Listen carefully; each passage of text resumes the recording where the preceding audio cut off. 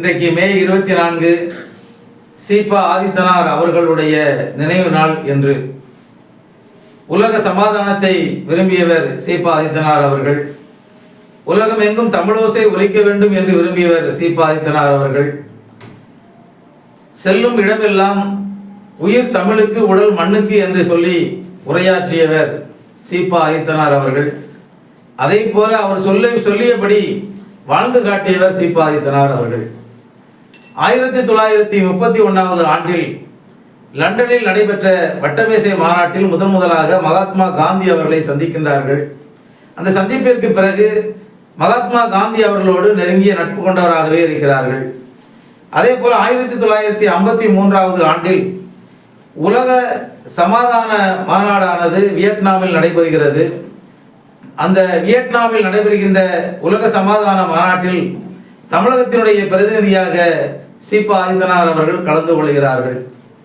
அந்த மாநாட்டிலே நேதாஜி சுபாஷ் சந்திர போஸ் அவர்களுடைய மகள் அனிதா போஸ் அவர்களும் அவருடைய மனைவியும் அந்த மாநாட்டிலே கலந்து கொள்கின்றார்கள். அவர்களை பார்த்த சீபா ஆதித்தனார் அவர்கள் மகிழ்ச்சியுற்று நேதாஜி சுபாஷ் சந்திர போஸ் அவர்களுடைய மகள் அனிதா போஸ் அவர்களை சந்தித்து, நீங்கள் தமிழகத்திற்கு நிச்சயமாக வர வேண்டும் என்று அன்பு கட்டளையிடுகிறார்கள். ஆதித்தனார் அவருடைய அழைப்பை அன்பை ஏற்று நேதாஜி சுபாஷ் சந்திர போஸ் அவருடைய மகள் அனிதா போஸ் அவர்களும் அவருடைய மனைவியும் தமிழகத்திற்கு வந்திருக்கின்றார்கள். அதே போல் ஆதித்தனார் அவர்கள் கூட்டுறவுத்துறை அமைச்சராக இருந்த காலத்தில் தான் தமிழகத்தில் பசுமை புரட்சியை ஏற்படுத்தியவர் ஆதித்தனார் என்று பல தலைவர்கள் அவரை பற்றி புகழாரம் சூட்டியிருக்கிறார்கள். எதற்காக ஆதித்தனார் அவர்களை பசுமை புரட்சி ஏற்படுத்தியவர் என்று சொல்கிறார்கள் என்று சொன்னால், ஆதித்தனார் அவர்கள் கூட்டுறவுத்துறை அமைச்சராக இருந்த காலத்தில் கூட்டுறவு சங்கங்களின் மூலமாக விவசாயத்திற்கு ஆங்காங்கே 100 அடி 50 அடி 150 அடி ஆழங்களில் நீங்கள் கிணறு தோண்டுங்கள், அதன் மூலமாக தண்ணீர் எடுத்து விவசாயத்தை பெருகச் செய்யுங்கள் என்று சொல்லி கூட்டுறவு சங்கங்கள் மூலமாக விவசாயிகளுக்கு மானிய அளவில் கடன்கள் கொடுத்து கிணறு தோண்ட செய்த ஒரு புரட்சியாளர். அதே போலதான் தமிழகத்தில் நவீன அரிசி ஆலைகளையும் கொண்டு வந்தவர் சீபா ஆதித்தனார் அவர்கள்தான். தமிழக சட்டப்பேரவையில் சீபா ஆதித்தனார் அவர்கள் சபாநாயகராக பொறுப்பேற்கின்றார்கள். அந்த பொறுப்பேற்ற போது அறிஞர் அண்ணா அவர்கள் புகழாரம் சூட்டுகின்றார்கள்.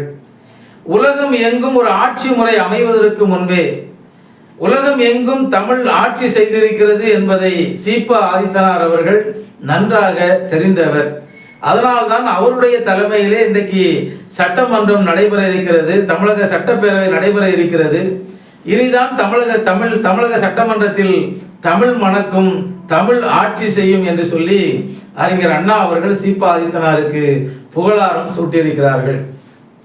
சீபா ஆதித்தனார்கள் இப்படி பொது தொண்டை மட்டும்தான் செய்தாரா, சமுதாயத்திற்கு என்ன செய்திருக்கிறார் என்று பல பேர் கேள்விகளை கேட்கலாம்.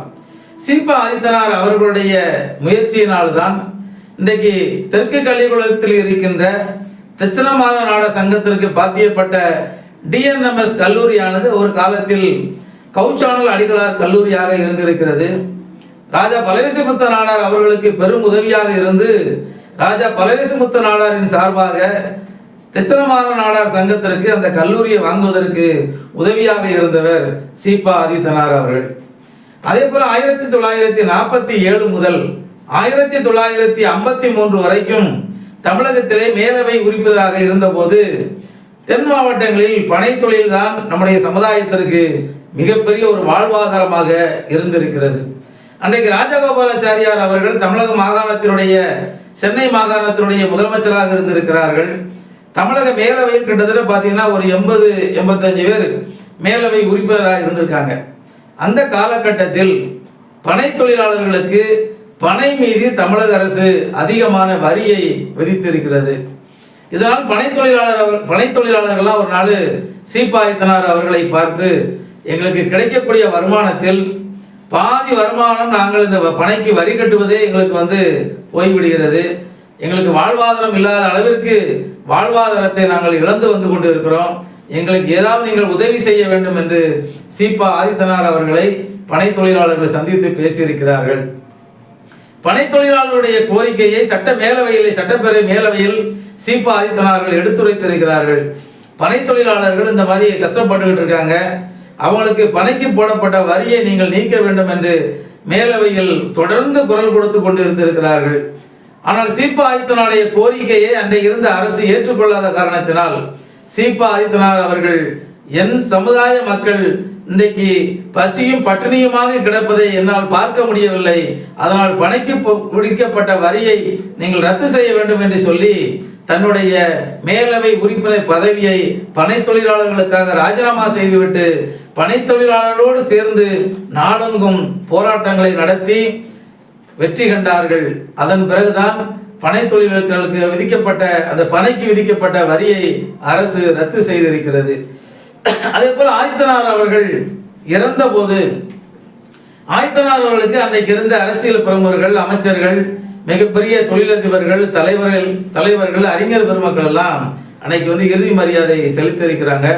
அப்படிப்பட்ட ஒரு சூழல் அன்னைக்கு முதலமைச்சராக இருந்த புரட்சி தலைவர் எம்ஜிஆர் அவர்கள் வர முடியாத ஒரு சூழ்நிலை.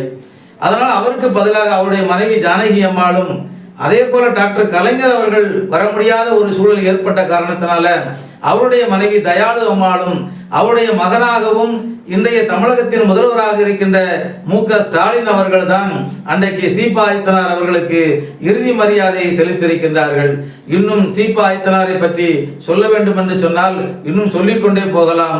உயிர் தமிழுக்கு உடல் மண்ணுக்கு என்று சொன்ன சீபா ஆதித்தனாரை பின்பற்றி தமிழர்களாகிய நாம் வாழ்வோம் என்று சொல்லி